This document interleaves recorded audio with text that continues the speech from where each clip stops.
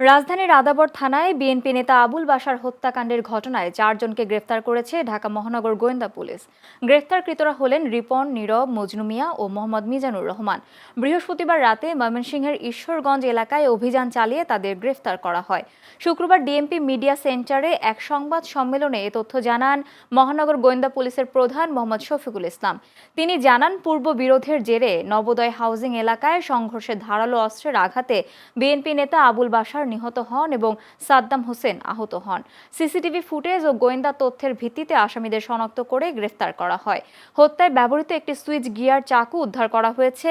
জানা গেছে, বিশ্বকাপ ফুটবল খেলা দেখা ও বাঁশি বাজানোকে কেন্দ্র করে বিরোধ থেকে সংঘর্ষ শেষ পর্যন্ত হত্যাকাণ্ডে রূপ নেয়। ঘটনার পর সিসিটিভি ফুটেজ বিশ্লেষণ, গোয়েন্দা তথ্য ও প্রযুক্তির সহায়তায় ডিবি তেজগাঁ বিভাগ আসামিদের অবস্থান শনাক্ত করে। পরবর্তীতে বৃহস্পতিবার 2রা জুলাই রাত অনুমানিক 9টা 20 ঘটিকার সময় ময়মনসিংহ জেলার ঈশ্বরগঞ্জ থানাধীন সাহেবনগর এলাকায় অভিযান পরিচালনা করে তাদেরকে গ্রেপ্তার করা হয়।